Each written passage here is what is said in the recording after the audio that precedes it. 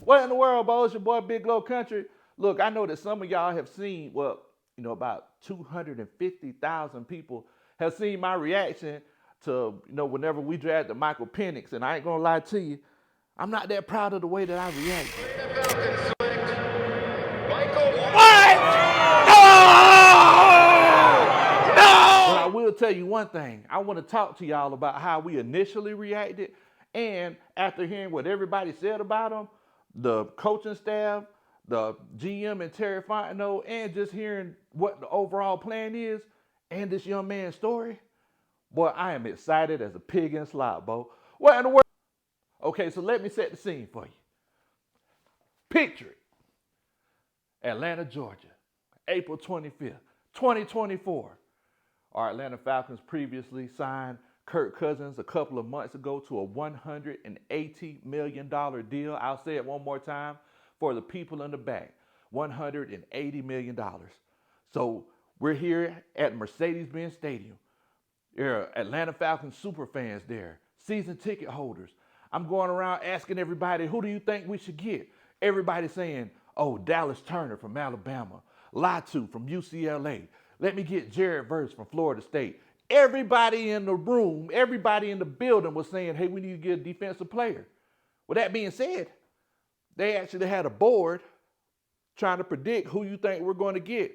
And guess whose name wasn't even on the board? You guessed it, Michael Penix Jr.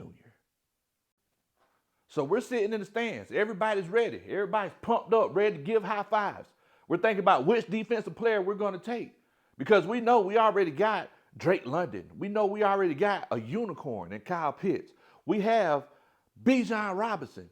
And most importantly, we got Kirk Cousins, who we just signed to a $180 million deal.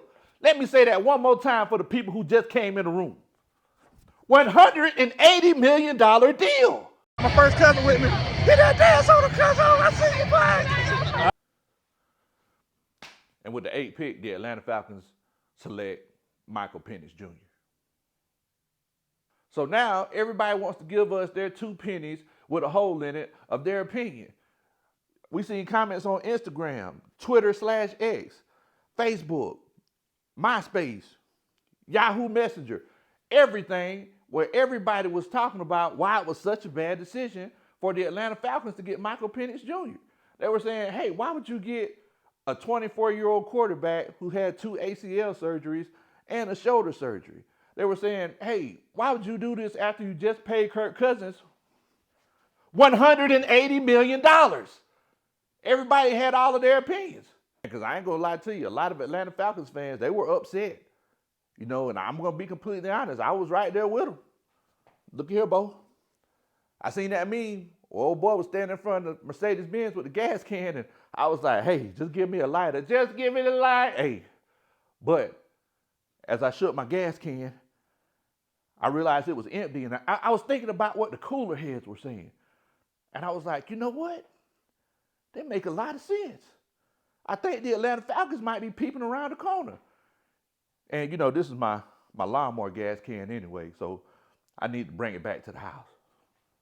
I'm going to be completely honest with you. If we think about it seriously and we listen to those cooler heads, I believe this could be the greatest draft pick in Atlanta Falcons history. Raheem Morris and Terry Fontenot, they legitimately are having their cake and eating it too. Think about it. You have Kirk Cousins, a 36-year-old quarterback who was playing at an MVP caliber level before he got injured last year, coming to a team with a dynamic offense. So you pair that with Michael Penix Jr., who is your future.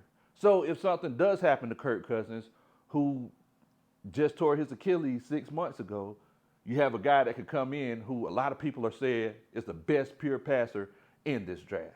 Another reason we might want to consider why this is such a great pick for the Atlanta Falcons is because, let's be honest, Kirk Cousins kind of dry snitched on the Atlanta Falcons.